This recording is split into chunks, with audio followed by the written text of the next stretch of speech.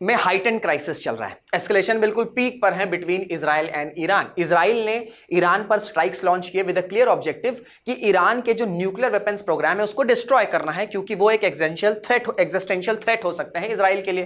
And expected था कि Iran भी डेफिनेटली रिटेलिएट करेगा, एंड रिटेलिएशन चल रहा है। 5th डे जो है ये एस्केलेशन एंटर हो चुका है, एंड आज की डेट में मिलिट्री इंफ्रास्ट्रक्चर के साथ साथ सिविलियन कैजुअलिटीज भी हो रही है। एंड जिस तरीके से ये एग्रेशन चल रहा है, बैलिस्टिक मिसाइल्स लॉन्च किए जा रहे हैं, ड्रोन्स अटैक्स हो रहे हैं, ये क्राइसिस जो है ये अभी चलेगा। हाँ, ऐसा हो सकता है कि कुछ सडनली बैकडोर डिप्लोमेसी हो जाए और बिल्कुल सीज फायर हो जाए, तो that is a different thing, but अभी ये लग रहा है कि ये इस तरीके से क्राइसिस कंटिन्यू रहेगा।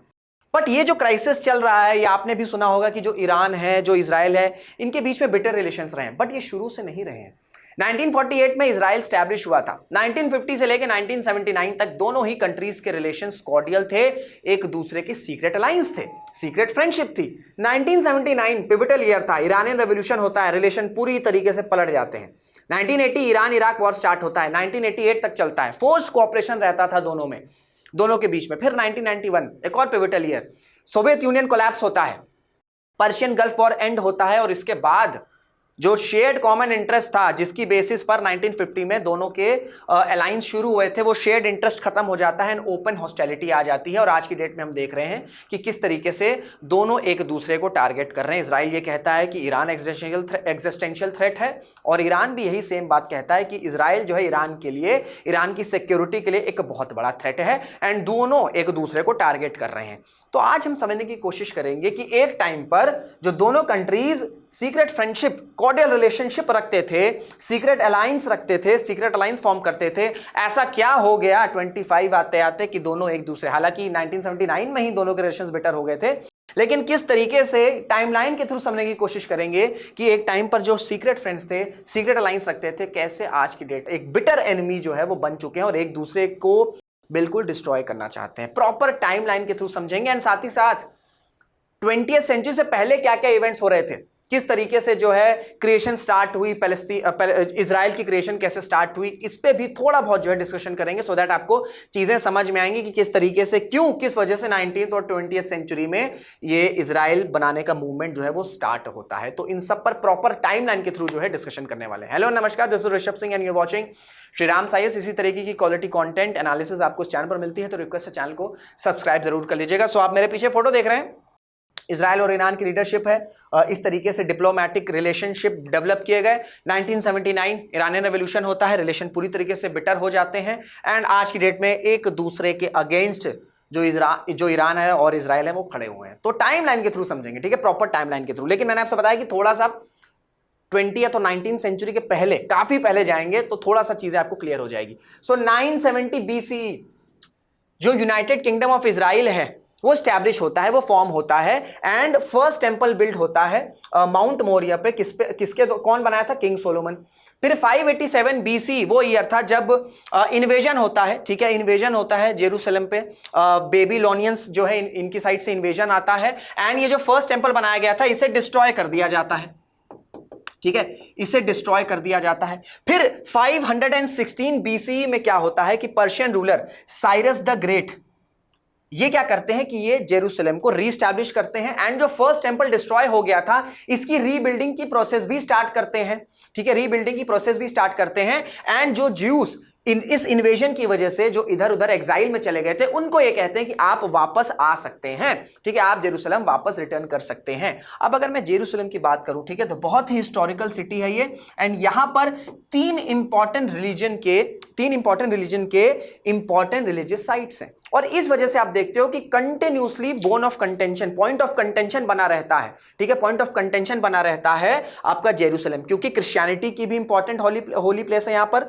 इस्लाम के लिए भी है एंड जुडाइज्म के लिए भी। तो सबसे पहले क्या था कि जेरूसलम प्लेस को लेकर यह क्राइसिस चल रहा था, ठीक है, कि किसका जो है कंट्रोल रहेगा, क्योंकि तीन रिलीजन के तीन इंपॉर्टेंट होली प्लेसेस हैं।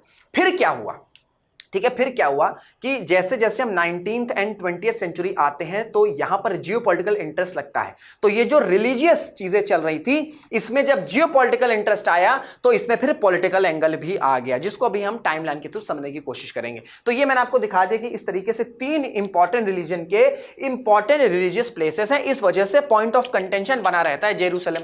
ठीक है। अब क्या हुआ, ये जो सिटी है, जैसे मैंने आपको बताया कि 11th सेंचुरी 12th सेंचुरी आते आते पैलेस्टीनियन एरिया पर क्या हुआ कि बहुत से आउटसाइडर इन्वेजन्स हुए। ठीक है। ऑटोमन एम्पायर फॉर्म हो गया। तो इससे क्या हुआ, जो ज्यूज थे इनको अपना एशियंट होमलैंड जो है वो छोड़ के जाना पड़ा।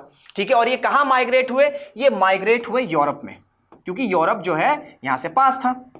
ठीक है। आज की डेट में यूरोप में जो माइग्रेंट्स के इशू है क्यों आ रहे हैं, क्योंकि मिडिल ईस्ट में कई इंपॉर्टेंट कंट्रीज में सिविल वॉर चल रहा है, चाहे हम सीरिया की बात कर लें, चाहे हम यमन की बात कर लें।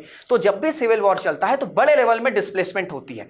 तो इसी तरीके से जब आउटसाइडर इन्वेजन्स हुए पैलेस्टीनियन एरियाज में, पैलेस्तीन के एरिया में, तो जो ज्यूज थे वहां पर उनको अपना एशियंट होमलैंड छोड़ के भागना पड़ा, छोड़ के जाना पड़ा। वो कहां गए, जो करीब था। क्या करीब था, यूरोप करीब था। इस वजह से माइग्रेशन हुआ, जो कि हम आज भी देख रहे हैं। सीरिया में क्राइसिस चल रहा है, यमन में क्राइसिस चल रहा है, तो जो वहां की जो लोकल पॉपुलेशन उनको अपनी जान बचानी है, वो जान बचा के कहां भाग रहे हैं, यूरोप भाग रहे हैं, क्योंकि लोकेशन तो वही है। ठीक है। तो यूरोप जाके जो है डिफरेंट कंट्रीज में जाके शुरू हुआ। लेकिन 18th और 19th सेंचुरी आते आते एंटीसेमिटिज्म, ठीक है, antisemitism that is hate against Jews, ये स्टार्ट हो गया था पूरे के पूरे यूरोप में। Hate against Jews that is antisemitism. ठीक है। एंटीसेमिटिज्म ये स्टार्ट हो चुका था और ये अपने एपिटोम पर पहुंचा। जो हेट अगेंस्ट ज्यूज थी अपने एपिटोम पर पहुंची कब, जब अडोल्फ हिटलर पावर में आया। जब अडोल्फ हिटलर पावर में आया, हिटलर ने ऐसे पोर्ट्रे किया कि जर्मनी के बीच में एनिमीज बैठे हुए हैं। वो कौन एनिमीज हैं, सोशलिस्ट, ज्यूस, ये सब हमारे एनिमीज हैं। इनको जो है हमें हटाना है। इनको जो है जब तक ये जर्मनी में रहेंगे जर्मनी सुपर पावर नहीं बन पाएगा। इसी वजह से जब हॉलोकॉस्ट हुआ था, जहां पर 6 million juice, that means 60 lakh juice को जब प्रॉपर तरीके से असैसिनेट किया गया था, मारा गया था गैस चेंबर में डाल के, तो जर्मनी की जो जनता थी उनके अगेंस्ट उनमें इतना हेट्रेड भर दिया गया था ज्यूस के अगेंस्ट कि हिटलर ये इस तरीके का हॉलोकास्ट करने में अचीव हो गया। ठीक है। तो 18th और 19th सेंचुरी में पूरे के पूरे यूरोप में एंटीसेमिटिज्म स्टार्ट होता है और इसको काउंटर करने के लिए, ठीक है, इसको काउंटर करने के लिए क्या होता है, एक और मूवमेंट स्टार्ट होता है जिसका नाम था ज़ायोनिज्म मूवमेंट। ज़ायोनिस्ट, पहली ज़ायोनिस्ट कांग्रेस जो है वो सेटअप करी गई थी या हुई थी 1897 में। और इस कांग्रेस, इस जो पहली ज़ायोनिस्ट कांग्रेस थी या जो ज़ायोनिज्म जो मूवमेंट था, इसका ऑब्जेक्टिव ये था कि जो एशियंट होमलैंड है, जहां पर बहुत सेंचुरीज पहले ज्यूस रहते थे, जहां से वो माइग्रेट करके यूरोप आए हैं, वापस से वहीं पर उनको रीसेटल होना है। ये मूवमेंट स्टार्ट हुआ, ज़ायोनिज्म का मूवमेंट स्टार्ट हुआ। ठीक है। एंड पहली इससे रिलेटेड कांग्रेस हुई थी 1897 में। फिर अब देखिए, सारे साल के इवेंट्स नहीं बताएंगे, जो इंपॉर्टेंट इवेंट्स रहे ना उस पर हम डिस्कशन करने वाले हैं। फिर आप सबको पता होगा कि फर्स्ट वर्ल्ड वॉर शुरू हो जाता है। 1914 से लेके 1918 तक फर्स्ट वर्ल्ड वॉर चलता है। जिस तरीके से ब्रिटेन ने डिवाइड एंड रूल की पॉलिसी इंडिया में अपनाई थी ना, वही सारी चीजें यहां पे चल रही थी। 1917 में बैल्फोर डिक्लेरेशन साइन होता है। ठीक है। बैल्फोर डिक्लेरेशन साइन होता है। इस बैल्फोर डिक्लेरेशन का ऑब्जेक्टिव ये था, और इसमें ये जो डिक्लेरेशन था इसमें स्पेसिफिकली ये लिखा गया ब्रिटिशर्स के द्वारा कि British support for the establishment of a national home for the juice people in Palestine. ये प्रॉपर बोला गया और इसके पीछे ऑब्जेक्टिव ये था कि जो जूस हैं वो बहुत ज्यादा जर्मनी को फेवर ना करें। ठीक है। बहुत ज्यादा जर्मनी के अगेंस्ट में ना आए, और जब जर्मनी की हार होगी फर्स्ट वर्ल्ड वॉर के बाद, तो ब्रिटेन क्या करेगा, जो अलाइड पावर्स है वो क्या करेंगे, वो जो पैलेस्तीन में जो उनका पहले घर हुआ करता था वापस से वहां पर रीसेटलमेंट की जाएगी। ये बैल्फोर डिक्लेरेशन ने बोला। फिर जब फर्स्ट वर्ल्ड वॉर खत्म होता है, लीग ऑफ नेशंस फॉर्म होती है। लीग ऑफ नेशंस 1920 में क्या करती है कि मैंडेट दे देती है। मैंडेट क्या देती है, ब्रिटेन को मैंडेट ये देती है कि जो बैल्फोर डिक्लेरेशन है उसको ब्रिटेन इंप्लीमेंट करे। ठीक है। उसको ब्रिटेन क्या करे, उसको ब्रिटेन इंप्लीमेंट करे। कैसे इंप्लीमेंट करे, रीसेटलमेंट ऑफ ज्यूज के थ्रू, ठीक है, या जो ज्यूज हैं उनको वापस से पैलेस्टीन में सेटल करे। तो ये 1920 बैल्फोर डिक्लेरेशन 1917, 1920 में आपका जो लीग ऑफ नेशंस हैं वो मैंडेट दे देती है कि हाँ भाई जो मिडिल ईस्ट है, जो पैलेस्तीन का एरिया है, वहां पर ज्यूज को सेटल किया जा सकता है, क्योंकि जब फर्स्ट वर्ल्ड वॉर खत्म हुआ था, ऑटोमन एम्पायर कोलैप्स हो चुका था, तो जो उनकी टेरिटरीज थी मिडिल ईस्ट में वो आपके वेस्टर्न कंट्रीज के पास चली गई थी, और यहां से ब्रिटेन का रूल आ जाता है, ठीक है, ब्रिटेन के पास पावर आ जाती है, और यहां से रीसेटलमेंट का प्रोसेस स्टार्ट होता है, ठीक है, यहां से रीसेटलमेंट का प्रोसेस स्टार्ट होता है।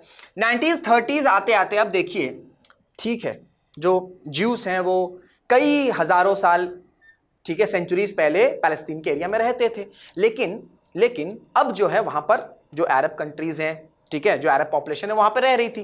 तो जब ज्यूस का रीसेटलमेंट स्टार्ट हुआ, बैल्फोर डिक्लेरेशन हुआ 1920 में, लीग ऑफ नेशन ने मैंडेट दे दिया कि हाँ ठीक है ज्यूस को रीसेटल कर सकते हैं, ये चीज जो अरब कंट्रीज है, जो अरब स्टेट्स है, जो अरब पॉपुलेशन को पसंद नहीं आ रही थी, एंड इसी वजह से 1930s के डेकेड में अरब रिवोल्ट कर देते हैं, ठीक है, ये सारी जो चीजें चल रही थी उसके अगेंस्ट रिवोल्ट कर देते हैं, क्योंकि क्या हो रहा था, रीसेटलमेंट हो रहा था, ज्यूस का रीसेटलमेंट हो रहा था, जो ज्यूस पॉपुलेशन है वो वहां पर लैंड परचेस कर रही थी, ठीक है, प्रॉपर्टीज परचेस कर रही थी।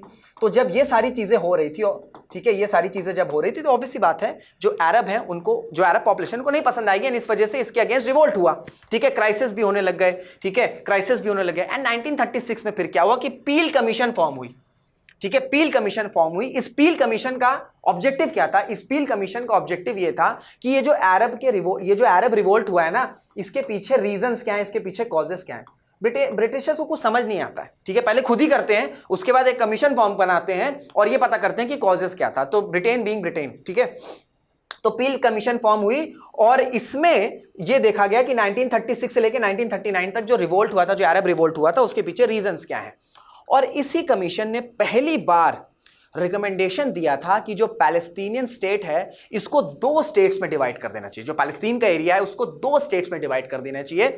एक जो है आपका ज्यूस पॉपुलेशन को दे देना चाहिए, ज्यूस के लिए दे देना चाहिए, जो कि इजराइल है प्रेजेंट डे में, एंड एक आपका अरब स्टेट्स के लिए। तो पहली बार जो टू नेशन थ्योरी नहीं, जो आपका पैलेस्तीन और जो आपका पैलेस्तीन और आपका इजराइल को लेकर जो आपका यूनाइटेड नेशन का जो रेजोल्यूशन आया था, उससे ठीक 10 से 12 साल पहले पील कमीशन ने पहली बार जो है ये पॉइंट रेज आउट किया था, ठीक है, ये जानना आपको जरूरी है। फिर 1939 में क्या है, एक व्हाइट पेपर रिलीज होता है, ठीक है, 1939 में व्हाइट पेपर रिलीज होता है, एंड इस व्हाइट पेपर में क्या हुआ कि जो इमिग्रेशन चल रहा था, जो प्रॉपर्टीज ली जा रही थी ज्यूस के द्वारा, इसको क्या किया गया, इसको लिमिट कर दिया गया, ठीक है, इसको लिमिट कर दिया गया। और इसी दौरान क्या था, 1939 was the year when second world war started, and इसी दौरान हॉलोकास्ट हुआ था। 6 मिलियन ज्यूस को प्रॉपर स्ट्रैटेजिकली जो है गैस चैम्बर में जो है हिटलर ने चुन चुन के लिटरली मारा था। एंड ये जो व्हाइट पेपर हुआ था, इससे क्या होता है, लिमिटेशन आ गई थी, जो माइग्रेशन चल रहा था वो रुक गया था, इस वजह से 6 मिलियन ज्यूस, ठीक है, 60 लाख, इस तरीके से गैस चैम्बर के बाहर जो है इस तरीके से आपको स्लीपर्स और शूज देखने को मिलते थे। Brutality at its peak. फिर 1945 सेकेंड वर्ल्ड वॉर खत्म होता है, जर्मनी पूरी तरीके से हार जाता है। 1947 में जो पील कमीशन ने जो बात कही थी वही चीज होती है, जो यूनाइटेड नेशन है, क्योंकि फॉर्म हो चुका था, यूनाइटेड रेजोल्यूशन कहता, यूनाइटेड नेशन ये कहता है कि जो पैलेस्तीन है इसका पार्टीशन होगा 2 स्टेट्स में, एक अरब स्टेट और एक ज्यू स्टेट, ठीक है, और इस तरीके से मैप प्रेजेंट किया गया था, ठीक है, इस तरीके से मैप प्रेजेंट किया गया था कि किस तरीके से जो है डिवाइड किया जाएगा। जो जेरूसलम है, ठीक है, जो पॉइंट ऑफ कंटेंशन बना हुआ था, उस पर कंट्रोल किसका रहेगा, यूनाइटेड नेशन का कंट्रोल रहेगा। ये प्लान जो है पार्टीशन प्लान प्रेजेंट किया गया। ऑब्वियसली बात है ये चीज अरब स्टेट्स को बिल्कुल पसंद नहीं थी, बिल्कुल पसंद नहीं आई, और जैसे ये डिक्लेरेशन हुआ जो ब्रिटिशर्स थे वो तुरंत जो है छोड़ के चले गए, वो ऐसे ही रैंडमली चले जाते हैं। एंड जैसे ही ये डिक्लेरेशन हुआ कि पार्टीशन होगा, उसके ठीक बाद, ठीक है, 1948 में क्या होता है कि हम पहली बार देखते हैं कि अरब इजरायली वॉर स्टार्ट हो जाता है, जिसमें 5 Nations, Egypt, Jordan, Syria, Iraq, Lebanon, ये 5 कंट्रीज न्यूली स्टैब्लिश कंट्री के अगेंस्ट अटैक कर देते हैं, दैट इज इजराइल। अब पूरा वर्ल्ड क्या सोचेगा, आप क्या सोचेंगे, एक नया देश बना हुआ है, ठीक है, एक नया देश बना हुआ है, 1948 में ही बना है और 1948 में ही जो है फर्स्ट वॉर हो गया है। तो ऑब्वियसली बात है इजराइल बुरी तरीके से हार जाएगा क्योंकि 5 कंट्रीज है। लेकिन सरप्राइजिंगली पता नहीं इजराइल के पास क्या वो ऐसी पावर है कि इन 5 कंट्रीज को इजराइल जो है वो हरा देता है। एंड जो यूनाइटेड नेशंस का पार्टीशन प्लान था, ठीक है, उसमें जो एरियाज एलोकेट किए गए थे, ठीक है, इजराइल के लिए, उससे ज्यादा कैप्चर कर लेता है। ठीक है, उससे ज्यादा कैप्चर कर लेता है। ये देखते हैं जो थर्ड मैप है, आफ्टर 1948-49 वॉर, इस तरीके से और जो टेरिटरीज थी, जो व्हाइट पोर्शन है, देखिए किस तरीके से बढ़ता चला गया, बढ़ता चला गया। और ये अभी आप और देख रहे हैं, अब तो कुछ पैचेस में जो है आपके जो पैलेस्टीन के एरियाज हैं, कुछ पैचेस में ही रह गए। तो शुरुआत कैसे हुई थी और अभी क्या स्थिति चल रही है। तो 1948 में जो पहली अरब इजरायली वॉर हुई, उसमें एक्सपेक्टेड था कि इजराइल जो है बुरी तरीके से हारेगा, लेकिन इजराइल 5 कंट्रीज को हराता है, प्लस जो एरियाज उसको मिले थे इजराइल को, उसके बियॉन्ड और एरियाज जो है अपने कंट्रोल में ले आता है। इस तरीके से आप देख रहे हैं कि कैसे जो व्हाइट एरियाज हैं वो ओवर द ईयर्स बढ़ते गए हैं। ये डोमिनेंस रहा है इजराइल का, इसी वजह से इश्यूज जो है वो चल रहे हैं। तो ये पूरी 10 मिनट 15 मिनट की कहानी थी, थोड़ी सी आपको हिस्ट्री बताई कि कैसे जो है इजराइल बनने का सिलसिला शुरू हुआ। तो ऑलरेडी जब इजराइल फॉर्म हुआ पैलेस्टीन में, तो अरब जो नेशंस हैं वो बिल्कुल अगेंस्ट में थे। ठीक है, वो बिल्कुल अगेंस्ट में थे। एक वॉर भी हो चुकी थी, एंड जब वॉर हुई और एरिया जो है ऑक्युपाई कर लिया गया था, तो ऑब्वियसली बात है अरब और जो इजराइल है उनके बीच में रिलेशंस बिल्कुल भी अच्छे नहीं थे। और अब हम बात करेंगे ईरान और इजराइल का क्या एंगल था। तो ईरान और इजराइल की हिस्ट्री समझनी है आपको, रिलेशनशिप की। तो 3 इंपॉर्टेंट फिगर्स हैं ईरान में। एक है आपका मोहम्मद रेजा पहलवी, ठीक है, फिर आते हैं रूहोल्लाह खोमेनी, और अभी जो प्रेजेंट सुप्रीम लीडर है उनका नाम है अली खामेनी। तो जो आपके शाह हैं, ठीक है, शाह जो हैं ये 1979 तक रूल करते हैं। जब तक ये पावर में थे तब तक रिलेशंस अच्छे थे। 1979 14 साल बाद जो है खोमेनी, जो रूहोल्लाह खोमेनी है, वो ईरान वापस आते हैं। यूट्यूब पर एक वीडियो है, आप सर्च करेंगे Khomeini return to Iran, millions में ईरान की जो पॉपुलेशन है, जो लोकल जनता है, वो वेलकम करने इनको आती है। क्योंकि ये 14 ईयर्स के लिए एग्जाइल में चले गए थे, इनको भेज दिया गया था क्योंकि तब मोनार्की रूल था। ठीक है, किंग थे, किंग का ऑर्डर था कि ये हमारे अगेंस्ट जो है काफी चीजें प्लॉट कर रहे हैं, तो इनको ईरान से बाहर भेज दिया जाए। तो 14 साल एग्जाइल में थे। 14 साल बाद 1979 में जो रूहोल्लाह खोमेनी है ये वापस आते हैं। 1979 में ही ईरानियन रेवोल्यूशन हो जाता है। तो जो पहला फेज है 1950, क्योंकि 1950 ईरान जो है वो इजराइल को रिकॉग्नाइज करता है। ठीक है, वो इजराइल को रिकॉग्नाइज करता है। और 1950 से लेकर 1979 तक क्या था, जो टाइज थे दोनों के, जो दोनों कंट्रीज के रिलेशन थे वो डीप हो रहे थे। ठीक है, कोलैबोरेशन चल रहा था। फिर 1979 से लेके अब तक हम देखते हैं कि रिलेशंस बिटर ही चले हैं। हालांकि एक अगर हम ले लें 1980 से लेकर 1988 तक, तो एक फोर्स कोऑपरेशन था, बिकॉज एक कॉमन इशू था, इराक, सद्दाम हुसैन। तो उसको काउंटर करने के लिए दोनों के बीच में सीक्रेट कोऑपरेशन चल रहा था, वो भी हम डिस्कस करेंगे। लेकिन फिर 1991 से दोनों कंट्रीज एक दूसरे के बिल्कुल अगेंस्ट है। तो पहला फेज समझने की कोशिश करेंगे 1950 से लेके 1979 तक। अब देखो भाई, जो 1950 से 1979 तक का एरा था। अब आप सोचो, ये इजराइल है, मैप पे ये इजराइल है। अब अगर आप इजराइल के आसपास देखोगे, सऊदी अरेबिया आपको दिखेगा, आपको यूएई दिखेगा, सीरिया दिखेगा, लेबनान दिखेगा, इजिप्ट दिखेगा। ये सभी जो देश हैं ये इजराइल के हॉस्टाइल थे, इजराइल के अगेंस्ट थे, अरब स्टेट्स हैं ये। तो इस रीजन में इस रीजन में ग्रो करने के लिए इजराइल को भी तो अलायंस चाहिए ना, कोई तो पार्टनर चाहिए होगा ना। तो ये पार्टनर कौन बना? ईरान। और ये किस ऑब्जेक्टिव से था, ये किस थ्योरी से था? जो इजराइल के प्राइम मिनिस्टर थे उस वक्त, डेविड बेन गुरियन, इनकी एक थ्योरी आई थी, पेरीफेरी डॉक्ट्रिन, या डॉक्ट्रिन आई थी, पेरीफेरी डॉक्ट्रिन।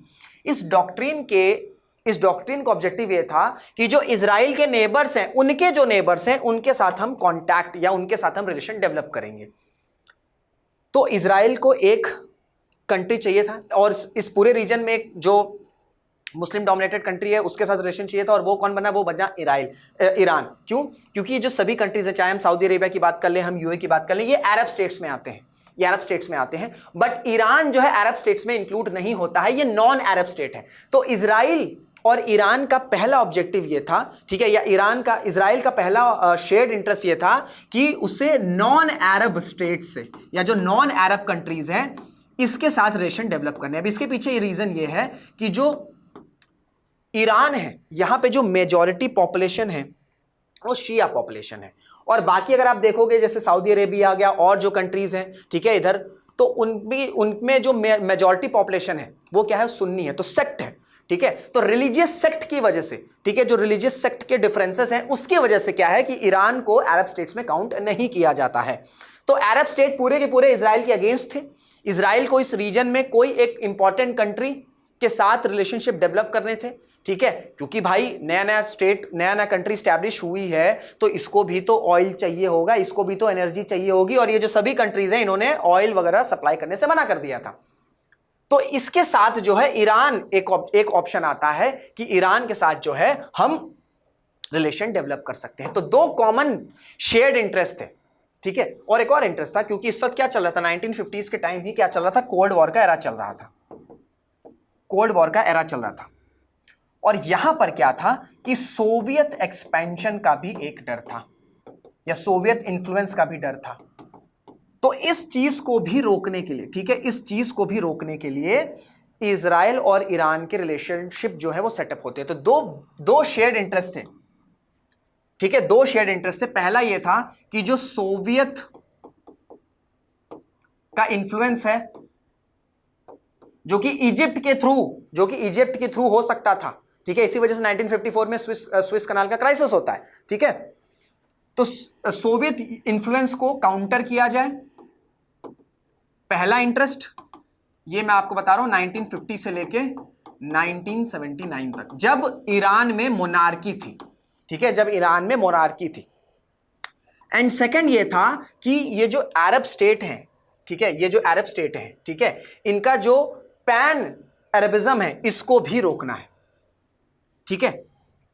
तो पैन, ठीक है, पैन आपका अरबिज्म, इसको रोकने के लिए तो ये दो कॉमन शेयर्ड इंटरेस्ट पर पहले रिलेशनशिप जो है स्टैब्लिश होता है। प्लस मैंने आपको बताया कि Israel being the new country, newly establish country, इनको ऑयल्स चाहिए थे, ठीक है, इनको एनर्जी चाहिए थी। अब और तो अरब स्टेट्स दे नहीं रहे, ठीक है, इंपोर्ट कर नहीं रहे, एक्सपोर्ट कर नहीं रहे, तो ऐसे में कौन आएगा, ऐसे में ईरान आएगा। एक और कारण बना ऑयल के लिए, ठीक है, एक और कारण बना ऑयल के लिए, क्योंकि ईरान को भी अपने जो ऑयल है वो डिफरेंट कंट्रीज में एक्सपोर्ट करने थे, तभी रेवेन्यू आएगा। फिर क्योंकि यूएस और इजराइल के रिलेशंस बहुत ज्यादा अच्छे थे, तो ईरान में जो मोनार्की थे, जो राजा थे, जिनका नाम क्या है, जिनका मैंने क्या नाम बताया, मोहम्मद रेजा पहलवी, ठीक है, इनको यह लगा कि अगर इजराइल के साथ रिलेशनशिप अच्छे होंगे, इजराइल के साथ अगर रिलेशनशिप अच्छे होंगे तो ऑटोमेटिकली ईरान के, ठीक है, ईरान के यूएसए या जो वेस्टर्न कंट्रीज हैं इनके साथ भी अच्छे टर्म्स हो सकते हैं, जो कि इवेंचुअली जो है ईरान के लिए बेनिफिशियल हो सकते हैं, ठीक है, ईरान के लिए बेनिफिशियल हो सकते हैं।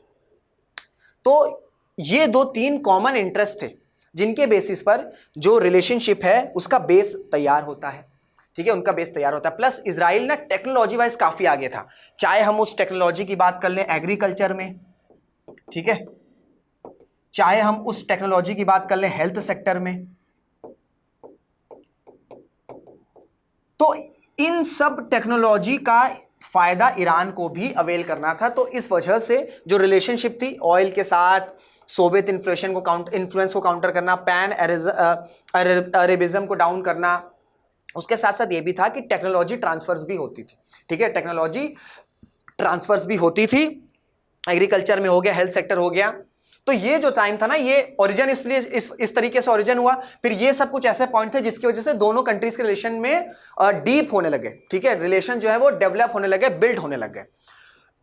फिर क्या होता था कि कई ऐसा था कि जो मिलिट्री थी, ठीक है, जो मिलिट्री थी, जो ईरान की मिलिट्री थी, उसको क्रिएशन करने में इजराइलीज बहुत ज्यादा हेल्प करते थे, हेल्थ सेक्टर में मदद करते थे एज टेक्निकल कंसल्टेंट। साथ ही साथ जो ईरान का इन्फ्लुएंस है वो पर्शियन गल्फ में बना रहे, ये इजराइल जो है इसकी कोशिश रहती थी कि ये मेंटेन रहे, ठीक है, ये मेंटेन रहे, सो दैट जो लार्ज ऑयल डिपॉजिट्स हैं उसका से जो है वो ईरान के पास रहे, ठीक है। साथ ही साथ क्या होता था कि 1960s के डेकेड में ईरान ने व्हाइट रेवोल्यूशन स्टार्ट किया था, ठीक है, ईरान ने व्हाइट रेवोल्यूशन स्टार्ट किया था। व्हाइट रेवोल्यूशन का मतलब यह था कि कंट्री को मॉडर्नाइज करना था। कैसे? लैंड रिफॉर्म्स के थ्रू, फॉरेस्ट के नेशनलाइजेशंस के थ्रू, पैस्चर्स के, इंडस्ट्रियल ग्रोथ के थ्रू, सोशल रिफॉर्म्स के थ्रू, ठीक है, जैसे वुमेन को जो राइट्स हैं, जो बेसिक राइट्स नहीं मिल रहे हैं, वो सारी बेसिक राइट्स प्रोवाइड की जाए। तो इन सब में जो इजराइल है वो कंटिन्यूसली ईरान की हेल्प कर रहा था।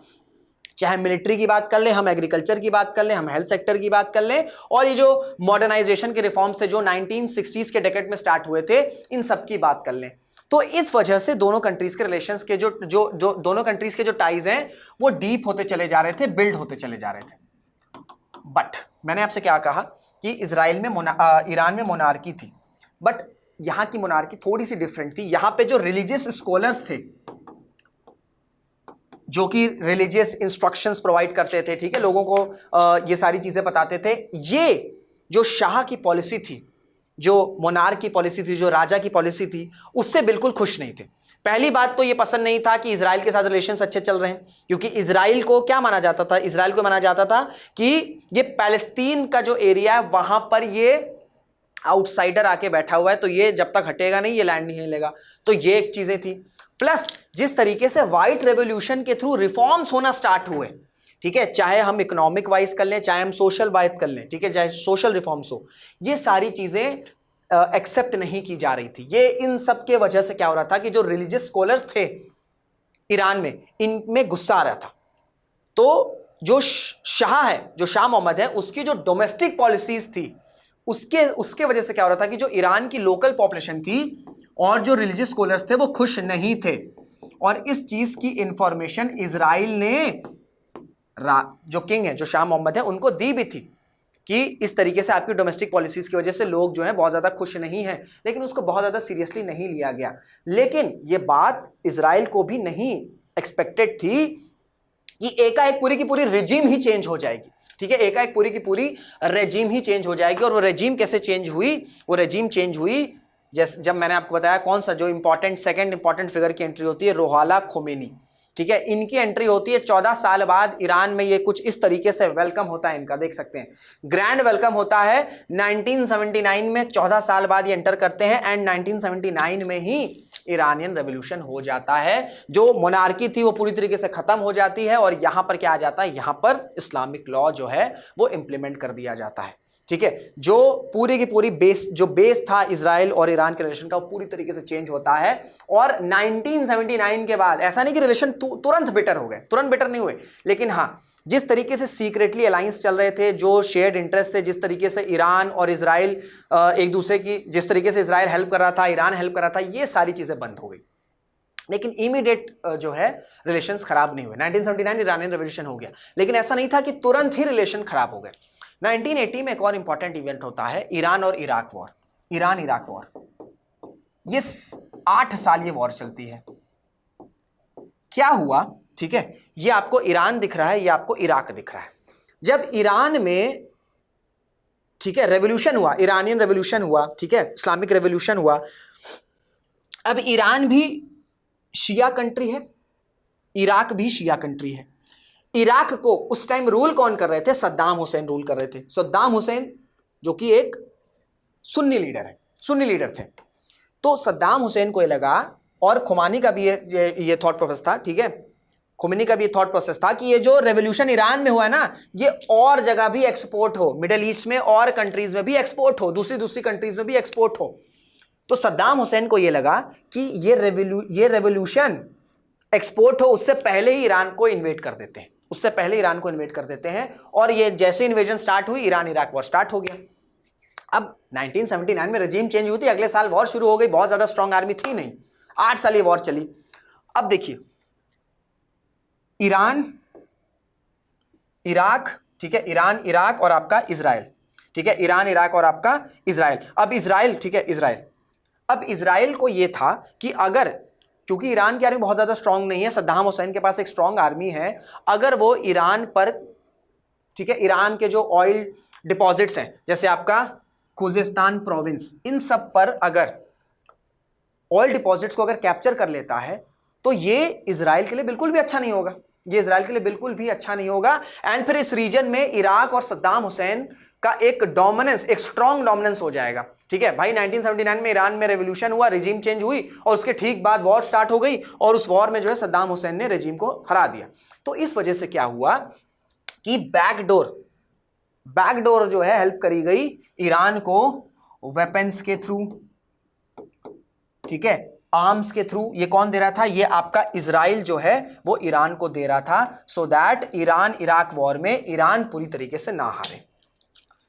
तो 1979 ईरानियन रेवोल्यूशन हुआ, रिलेशन खराब हुए, लेकिन ऐसा नहीं था कि एकदम ही उसके बाद से रिलेशन खराब हो गए।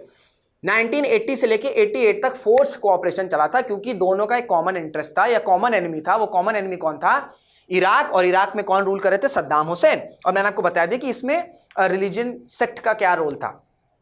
ठीक है, रिलीजन, ये वॉर शुरू क्यों हुई? इसी वजह से शुरू हुई। ठीक है, कि इनको डर था, सद्दाम हुसैन को डर था कि कहीं ईरान का जो रेवोल्यूशन है वो यहाँ इंपोर्ट ना हो जाए। ठीक है, क्योंकि ये शिया कंट्री है, इसको रूल कर रहे हैं सद्दाम हुसैन। सद्दाम हुसैन कौन है? सुन्नी मुस्लिम लीडर है। तो इस वजह से ये सारी चीजें उससे पहले इन्वेट कर दिया जाए। और 8 साल ये वॉर चली और इस दौरान क्या हुआ कि इजराइल ने सीक्रेटली आर्म्स, वेपन्स, ये सारी चीजें जो है ईरान को भेजे। तो एक तरीके से कह सकते हैं फोर्स कोऑपरेशन था। एंड ये होप थी कि शायद रिलेशन और बेटर हो, या रिलेशन जो भी खराब हुए शायद ये स्टेबल हो जाएं जो पहले हुआ करते थे। बट फिर 1999 आता है, 1991 आता है। 1991 में क्या हुआ? 2 बड़े मेजर इवेंट्स हुए। एक तो भाई सोवियत यूनियन कोलैप्स हो गया, यूएसए जो है सोल पावर की तरह राइज हुआ। 1991 में ही पर्स जो आपका गल्फ वॉर था, ठीक है, जो पर्शियन गल्फ वॉर था वो भी खत्म होता है। सद्दाम हुसैन जो है कुवैत में इन्वेजन करता है। यूएसए की जो फोर्सेस थी, जो कोलिशन फोर्सेस थी, वो सद्दाम हुसैन की फोर्सेस को हरा देती। हालांकि सद्दाम हुसैन पावर में था इराक में, बट अगर आप किसी वॉर में हार जाओ तो वो से नहीं रहता है। तो जो 1980 से लेके 1988 तक जो कॉमन एनिमी था सद्दाम हुसैन, उसका से कम हो चुका था। उससे पहले जो शेयर्ड इंटरेस्ट था वो ये था कि सोवियत के एक्सपेंशन को रोकना है। अब सोवियत ही नहीं रहा तो उसके एक्सपेंशन को रोकने का क्या फायदा? तो जब ये दोनों चीजें खत्म हो गई, ठीक है, तो दोनों देशों की हॉस्टिलिटी ओपनली आ गई। तो 1979 was not there जब दोनों के रिलेशन बिल्कुल खत्म हो गए या बिल्कुल खराब हो गए। 1991 was the pivotal year। 1979 में डेफिनेटली रिलेशंस खराब होना शुरू हो गए थे, बट 1991 में जो बेसिस था, जिसकी बेसिस पर 1950 से लेकर 79 तक रिलेशंस अच्छे थे, वो बेसिस भी खत्म हो गए। रेजिम चेंज हो ही चुकी थी। अब जो नई रेजिम थी, जो रेवोल्यूशन हुआ था, वो इजराइल को एक एंटी थ्रेट की तरह समझती थी। उसको लगता था कि ये पैलेस्टीन का लैंड है और ये जो इजराइल है वो इन्वेडर है, वो लैंड जो है ऑक्यूपाई कर लिया है। ये सारी थॉट थे। और फिर ये दो इवेंट्स हुए और उसके साथ साथ क्या हुआ कि ओपन हॉस्टिलिटी आ गई। अब 1967 में एक और वॉर हुआ था, ठीक है, अरब और इजराइल का वॉर हुआ था। फिर 1978 में एक और इंपॉर्टेंट हुआ था, कैंप डेविड अकॉर्ड साइन हुआ था। हालांकि ये साइन हुआ था इजिप्ट और इजराइल के बीच में, ठीक है, लेकिन इसका ब्रॉडर जो एस्पेक्ट था वो ये था कि मिडिल ईस्ट में पीस रहेगा। वो कैसे रहेगा कि जो अरब स्टेट्स हैं वो इजराइल पर अटैक नहीं करेंगे। हालांकि कैंप डेविड अकॉर्ड जो है वो इजिप्ट और इजराइल के बीच में साइन हुआ था, बट इसका ब्रॉडर कॉन्सेप्ट, ब्रॉडर इफेक्ट ये था कि मिडिल ईस्ट में पीस रहे। वो पीस कैसे होगा? अरब स्टेट्स और इजराइल के बीच में वॉर ना हो। तो ये एक अंडरस्टैंडिंग बनी कि जो अरब स्टेट्स हैं वो नहीं अटैक करेंगे इजराइल पर।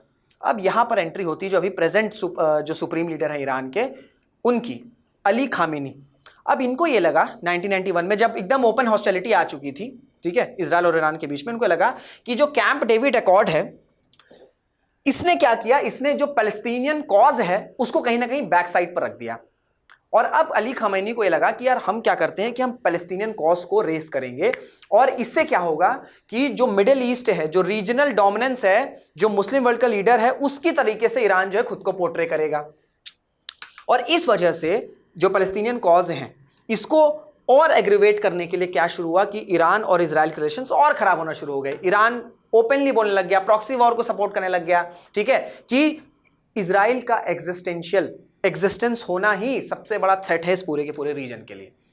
तो अली खामेनी जो अभी प्रेजेंट सुप्रीम लीडर है, उनको लगा कि जो कैंप डेविड अकॉर्ड है इसमें पैलेस्टीनियन कॉज शायद पीछे हो जाएगा, तो हम क्या करते हैं, हम पैलेस्टीनियन कॉज को आगे रखते हैं, सो दैट हम ईरान ये पोर्ट्रे कर सके, अली खामेनी ये पोर्ट्रे कर सके कि ईरान जो है वो मुस्लिम कंट्रीज का लीडर है, डायरेक्टली चैलेंज करता है सऊदी अरेबिया को। इस वजह से सऊदी अरेबिया और ईरान के भी अच्छे रिलेशंस नहीं है, बट वो एक डिफरेंट टॉपिक है। फिर 21st सेंचुरी में एक नया एंगल ऐड हुआ न्यूक्लियर फैक्टर का। ठीक है, न्यूक्लियर, हालांकि ये 1990 से शुरू हो गया था, लेकिन ये 21st सेंचुरी के बाद बड़ा अग्रेसिवली चलने लग गया कि ईरान जो है वो न्यूक्लियर वेपन्स डेवलप कर रहा है। हालांकि देखिए यहां पर वेस्टर्न कंट्रीज की कितनी बड़ी हिपोक्रेसी है, पाकिस्तान और ईरान में कुछ खास डिफरेंस नहीं है, ठीक है, उनकी वहां भी मिलिट्री और जो कंट्री उनके पास जो सिविलियन गवर्नमेंट है बहुत ज्यादा पावर नहीं, मिलिट्री बहुत ज्यादा स्ट्रांग है, उनके पास न्यूक्लियर वेपन्स है, यूएसए नहीं कुछ कहता है, लेकिन ईरान के पास जो है न्यूक्लियर वेपन्स नहीं आना चाहिए। क्यों? क्योंकि ईरान की जो रेजिम है वो यूएसए के साथ बहुत अच्छे रिलेशंस डेवलप नहीं रखती है, पाकिस्तान की जो आर्मी है वो यूएसए के साथ अच्छे रिलेशंस रखती है। तो ये वेस्टर्न हिपोक्रेसी भी आपको देखने को मिलती है। तो 21st सेंचुरी आते आते क्या हुआ, न्यूक्लियर का जो न्यूक्लियर फैक्टर है वो आ गया, पूरा गेम ही चेंज हो गया। अब न्यूक्लियर एंगल क्यों आया है? पहली बात तो यह है इजराइल का स्टांस, अभी भी आप देखोगे जो बेंजामिन नेतन्याहू इन्होंने क्या बोला है कि जो डील है, जो यूएस कह रहा है कि ईरान के साथ डील हो जाएगी, मत लड़ो मत लड़ो, इजराइल ये कह रहा है कि डील होने से भी कोई फायदा नहीं है। Nuclear weapon one of the problems है। रियल प्रॉब्लम क्या है? रियल प्रॉब्लम है ईरान की रेजीम, क्योंकि आप देखोगे 1979 से पहले तो ईरान और इजराइल के अच्छे रिलेशन थे। तो अगर ये रेजीम चेंज हो जाएगी तो इजराइल का मानना है कि जो दूसरी रेजीम सेटअप होगी उसके साथ रिलेशंस कोर्डियल हो सकते हैं, क्योंकि पहले तो कोर्डियल थे, इस रेजीम के आने के बाद रिलेशनशिप खराब हुए ना। तो इजराइल का स्टांस ये रहता है कि nuclear weapon is one of the problems, but the main problem is Iran's regime. तो इस ईरान की रेजीम को डिस्ट्रॉय करना है। ईरान को यह लगता है कि अपनी रेजीम को बचाने के लिए, अपनी रेजीम को सिक्योर करने के लिए सबसे बेस्ट तरीका क्या है? सबसे बेस्ट तरीका है कि यदि हमारे पास न्यूक्लियर वेपन्स आ जाए। सपोज करिए अगर पाकिस्तान के पास न्यूक्लियर वेपन्स नहीं रहते तो इतना क्रॉस बॉर्डर टेररिज्म करते जो कर रहा है कितने डेकेड्स, कितने सालों से, हम बहुत आसानी से वो चीज कर सकते थे। लेकिन ये 21st सेंचुरी से पहले ही जो है ये जो आया कि न्यूक्लियर वेपन्स आ गए, आदमी सोचता है, इंडिया सोचता है बार बार कि जब भी हम, जैसे इस बार ऑपरेशन सिंदूर में भी जब पाकिस्तान की मिलिट्री बिल्कुल बैक स्टेप पे चली, आपका बैकफुट पर चली गई थी, उनका न्यूक्लियर वेपन वाला एंगल शुरू हो गया था। तो इजराइल ये कहता है कि ईरान की रेजीम सबसे बड़ी प्रॉब्लम है, इसको हमें डिस्ट्रॉय करना है। ईरान ये कहता है कि हमें न्यूक्लियर वेपन चाहिए क्योंकि हमें अपनी रेजीम को सिक्योर करनी है। तो इस वजह से जो न्यूक्लियर गेम आ गया है ना भाई, जो न्यूक्लियर गेम है वो सबसे बड़ा जड़ है। क्योंकि आप देखोगे इंडिया पाकिस्तान की बात कर लें, नॉर्थ कोरिया साउथ कोरिया की बात कर लें और दूसरे कंट्रीज की बात कर लें, तो नेबर्स में इश्यूज होते हैं। अगर आप मैप में देखोगे इजराइल इधर है, ईरान इधर है, दोनों कंट्रीज को नेबरिंग कंट्रीज नहीं है, लेकिन उसके बावजूद भी एक दूसरे पर मिसाइल छोड़ रहे हैं। उसका रीजन ये है कि इजराइल को लगता है कि ईरान उसके लिए एग्जिस्टेंशियल थ्रेट है और ईरान की रेजिम को लगता है कि इजराइल जो है उसके लिए एग्जिस्टेंशियल थ्रेट है। तो इस वजह से ये न्यूक्लियर एंगल आ गया। फिर अगर हम आगे बढ़ेंगे तो मैंने आपसे बताया कि कई ईरान को भी पता है कि डायरेक्ट फाइट में इश्यूज होंगे, डायरेक्ट फाइट शायद इजराइल के साथ नहीं हो सकती है। तो अब क्या है, फिर ईरान ने क्या किया, प्रॉक्सी वॉर स्टार्ट कर दी, मिलिटेंट ग्रुप्स को सपोर्ट करना स्टार्ट कर दिया। ठीक है, मिलिटेंट ग्रुप्स को सपोर्ट करना स्टार्ट कर दिया। जैसे गाजा में आपको हमास देखने को मिल जाएगा, ठीक है, लेबनान में आपको हिजबुल्लाह देखने को मिल जाएगा, इराक में और डिफरेंट मिलिटेंट ग्रुप हैं, यमन में आपके हाउदीज ग्रुप देखने को मिल जाएंगे, हाउदी रेबल्स देखने को मिल जाएंगे। ये सब क्या है? ये सब ईरान के द्वारा सपोर्ट किए जाते हैं, ईरान के द्वारा फंड किए जाते हैं, और इनका टारगेट क्या रहता है कि इजराइल को किस तरीके से हम चोट पहुंचाएं। तो जैसे जैसे 21st सेंचुरी टाइमलाइन बढ़ रहा है, ठीक है, जैसे जैसे आपका सेंचुरीज ईयर जो है टाइमलाइन बढ़ रहा है, इस तरीके से चेंजेस आ रहे हैं। फिर 2005 के बाद से क्या हुआ, जब इजराइल को लगा कि ईरान जो है वो न्यूक्लियर वेपन्स डेवलप कर लेगा, तो इजराइल ने स्टार्ट क्या किया कि इनके जितने भी टॉप साइंटिस्ट्स हैं इनको टारगेट करना शुरू करो, इनको मारना शुरू करो, जो न्यूक्लियर फैसिलिटीज है, जो न्यूक्लियर साइट्स हैं, इनको डिस्ट्रॉय करना शुरू करो। एक नया एंगल आ गया, इधर प्रॉक्सी वॉर लाया ईरान ने, तो इजराइल ने क्या किया कि न्यूक्लियर प्रोग्राम्स को रोकने हैं तो इनका जो एनरिचमेंट सेंटर है इसको ब्लास्ट कर दो, जो साइंटिस्ट इन्वॉल्व हो रहे हैं टॉप साइंटिस्ट इनको मार दो, बहुत सी चीजें हुई। फिर अगर हम बात करें ट्रेडिशनल वॉर के साथ साथ cyber warfare and covert operations भी चल रहे हैं, ठीक है, विद टाइम। साइबर वॉरफेयर में क्या होता है कि इंपॉर्टेंट जो इंफ्रास्ट्रक्चर है, जो एनर्जी सेक्टर है, उनको टारगेट किया जाता है इजराइल के द्वारा भी, ईरान के द्वारा भी। और फिर 2023 7 अक्टूबर ये डायरेक्ट कन्फ्रंटेशन हुआ जब हमास ने जो है एकाएक रॉकेट्स लॉन्च किए, एंड तब से क्राइसिस चल रहा है। और अभी हम देख रहे हैं कि एक 1-to-1 कन्फ्रंटेशन स्टार्ट हो चुकी है, जो कब एंड होगी उसके बारे में किसी को भी नहीं पता है। और आज की डेट में ये ईरान और इजराइल जो है वो एक दूसरे के बिटर एनिमीज हैं और ये सिंपल स्टांस है कि भैया ये नहीं रहना चाहिए, वो नहीं रहना चाहिए। तो ये पूरी आपकी मैंने टाइमलाइन के थ्रू समझाने की कोशिश करी कि किस तरीके से रिलेशनशिप पहले कैसा था, क्यों चेंज आया, कैसे चेंज आया, ये सारी चीज़ें जो है मैंने समझाने की कोशिश करी। आई होप आपको सारी चीज़ें क्लियर हो गई होंगी। अगर ये सेशन आपको इंटरेस्टिंग लगा, इन्फॉर्मेटिव लगा तो उसे शेयर ज़रूर करेगा, लाइक ज़रूर करेगा, कमेंट भी ज़रूर से करेगा। तो इसी के साथ वीडियो को एंड करते हैं। Till then this is Rishabh Singh signing off. जय हिंद, जय भारत।